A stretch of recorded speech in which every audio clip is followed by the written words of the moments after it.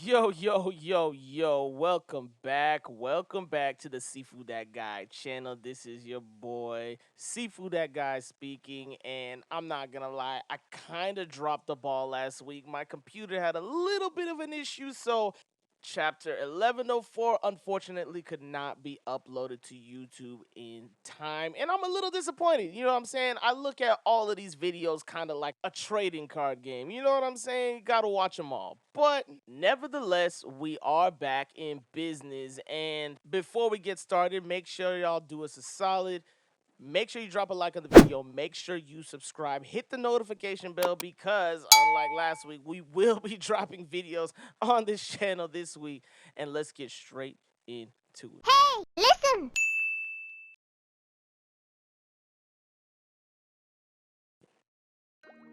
Yeah, so this chapter is absolutely crazy. I'm just forewarning you guys. The chapter picks up with our nefarious figures pulling up to Egghead Island, talking about how the Marines and the Straw Hats are really going at it, and it's just like the newspaper said. Now, right now in the chapter, we're in the same position as we were the last chapter. We have no idea who these guys are, but these are the they that the Marines were talking about in the last chapter. We go on to see that Luffy has eaten and digested all the food that they caught him eating in the last chapter.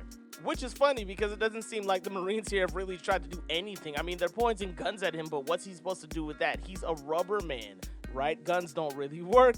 Anyways, Luffy's feeling good now, and he instantly goes back into Gear 5th, which I got a question for y'all. Is Gear 5th just something Luffy's just gonna instantly go to nowadays? Because I'm not really sure that I like that, really.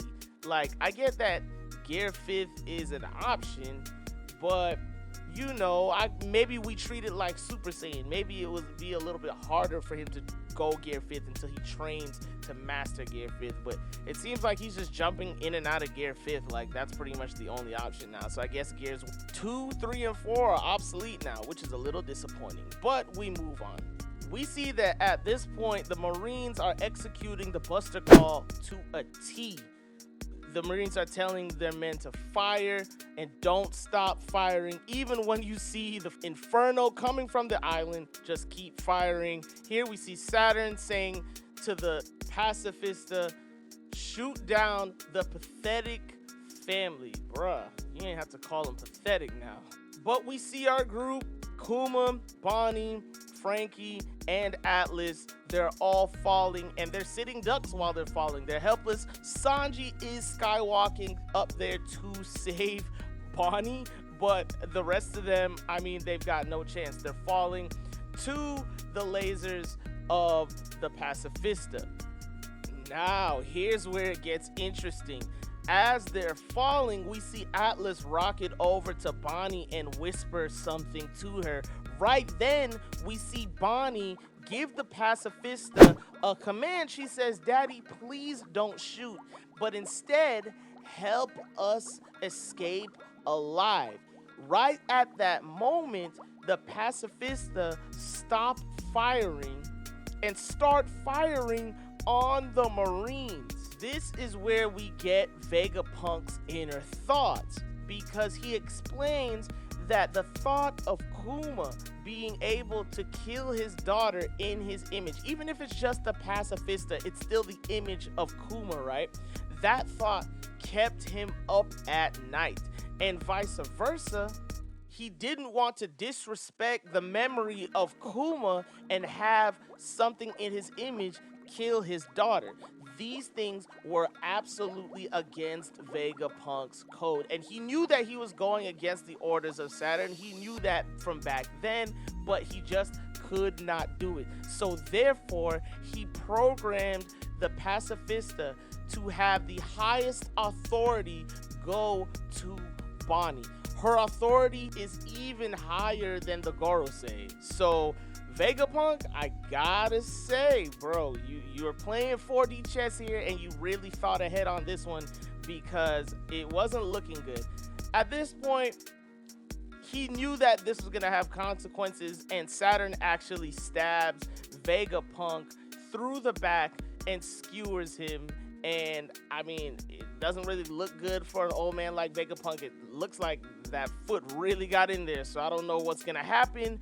However, Saturn gives the order to Kizaru to kill them and be quick about it, and that is exactly what Kizaru jumps to do. He appears right in the middle of them and hits them with a Yasakani no Magatama, and yeah, he basically pierces them all with never-ending light beam attacks.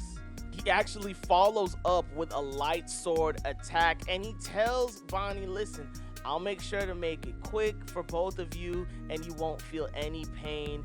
And she turns around and she expects to get sliced in half, but Luffy comes in at the last second and hits this man Kizaru with a hockey punch, and it is Luffy to the rescue.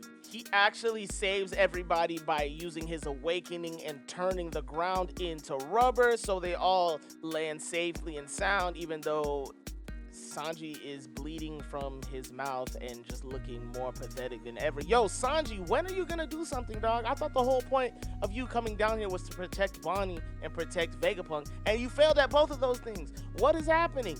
Anyway, moving on. The drums of liberation are playing. Luffy is feeling good after that snack, and I'm not gonna lie, the whole situation is about to get flipped upside down, as Luffy often does. This man Kizaru is holding his head. This man Saturn is just like, damn it, this is why I wanted you to kill him earlier. And the Marines are even taking notice offshore. They're saying, yo, is it me or is the entire island shaking? And they see that Luffy's awakening actually turned the entire island to rubber. Now here, we see Bonnie rush over to an impaled Vegapunk, and you know, he's coughing up blood, he's not looking too good. However, he is able to speak. We see that he has his inner thoughts here, and he tells Bonnie that that rhythm can only mean one thing, and it's here Bonnie starts to remember the dance that her and her father did, the stories that Kuma told, and he goes on to tell her that I knew it. You hadn't connected the dots, and I hadn't connected the dots either until I saw him with my own eyes. Luffy is the person that you guys have been waiting for. Straw Hat Luffy is the person that caught Kuma's eye. He is the sun god Nika. And as tears well in Bonnie's eyes, she realized that everything that her father's told her up until this point is the truth. And Vegapunk goes on to say that sure, a buster call it's a problem, but it's not a problem for him. And people all over the world have been waiting for his arrival. So guys, Luffy just made this buster call completely obsolete, bro. And the reason I'm saying that is because if he's able to turn the entire island into rubber, then the buster call to the island is the same thing as the flintlocks to Luffy, right? They're just gonna bounce off him and fly in the opposite direction, bro. So the buster call is now obsolete. But wait, there's more. We go to the northeast coast of Egghead and we make contact with the northeastern unit of the Marines, and they're in a panic. They're saying, yo, I thought they died 100 years ago, but there's no doubt that it's them. We see that they've made contact with a gigantically huge ship, no pun intended, that is about to crash into them. They're curious as to why they're making an appearance now, and it's then we realize who they are, and they are the giant pirates. Dory and Bragi have sailed all the way from Elbaf to come to Egghead Island, and they even give us some commentary here. They're saying, yo, are they really asking why? Like, are they serious? Don't they know that some things in the world just can't be stopped? With a giant laugh, they're saying they've come to pick up Straw Hat Luffy, and they say, oh, well, maybe we should call him the sun god. And with one move, they've completely destroyed the fleet that was on the northeastern side of Egghead. And that is the end of our chapter. So the Giants are here. Yo, Oda really knows how to flip something on its head. And you know, we're under the impression that we're going to Elbaf. You know what I mean? We had no idea Elbaf was coming to us first, though. But guys, let me know down in the comment section, what do you think about these Giants showing up here?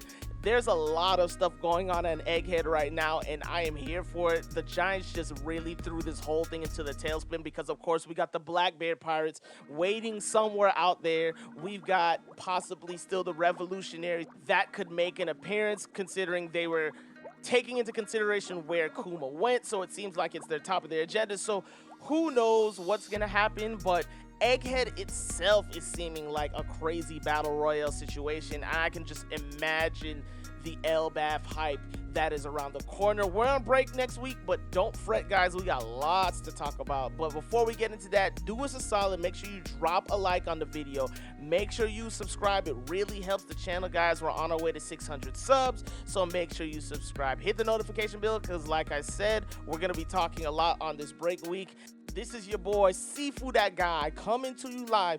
Make sure you guys are staying safe, staying healthy, and I will catch you guys next time. Peace.